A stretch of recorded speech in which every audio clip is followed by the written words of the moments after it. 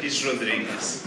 Like, Come that was my opener. It's like, how many people here speak Spanish? I want to see some hands.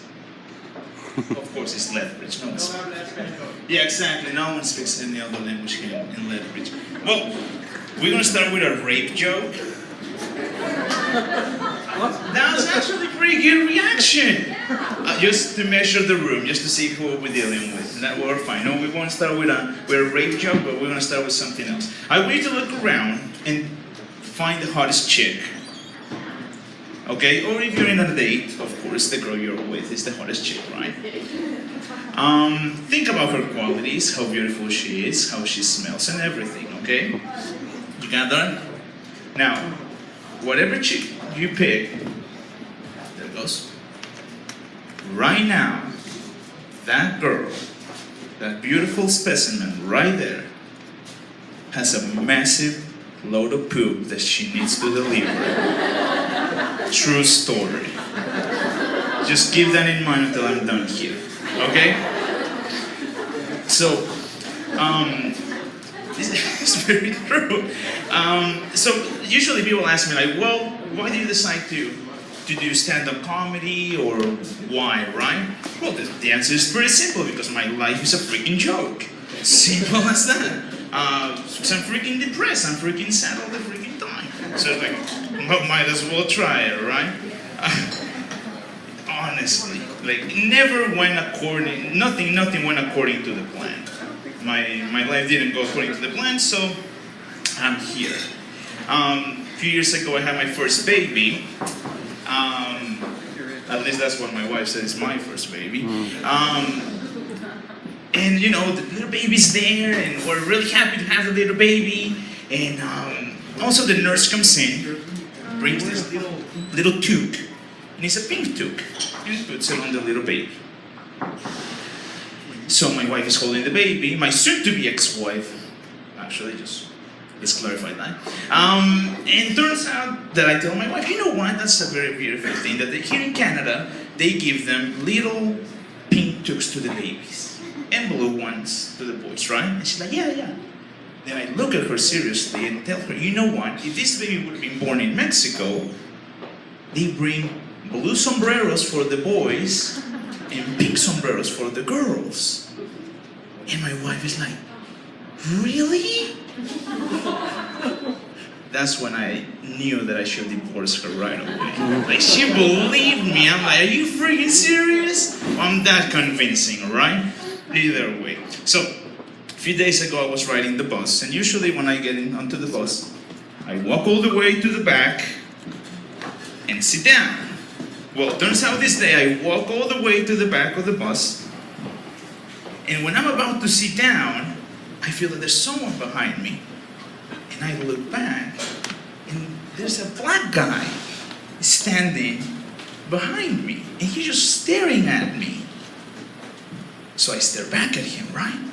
But I just feel that there's something wrong, and I'm like, am I in your spot here or something?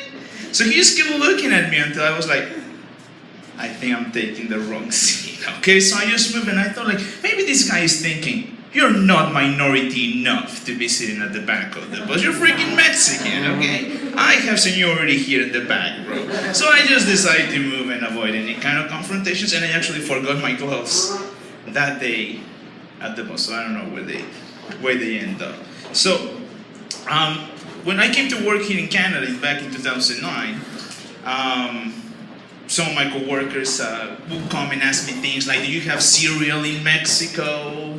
Do you have a fridge in Mexico? You know, all these random questions, right? But one day, one of my friends came to me, very serious, and he asked me, and I have a question for you. I'm like, okay.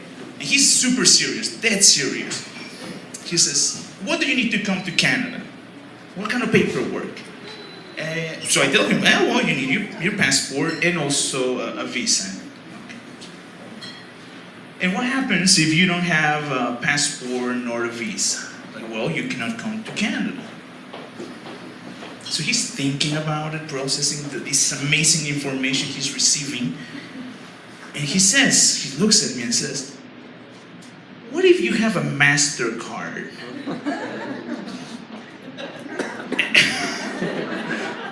So I thought he was joking, right? So I started chuckling, like, oh, MasterCard? No, seriously, like, can you come to Canada if you have a MasterCard? And he was serious. Like, he thought that for coming to Canada, you really needed just a credit card.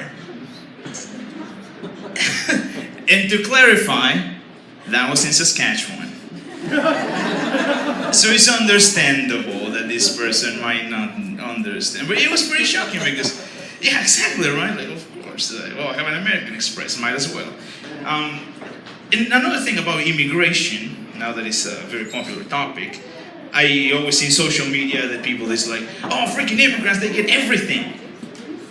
So I'm listening to the conversation, well, reading to the conversation, and they usually say like, yeah, those immigrants that come here to freaking Canada, they get a TV, they get a permanent residency and everything, and they get housing and money.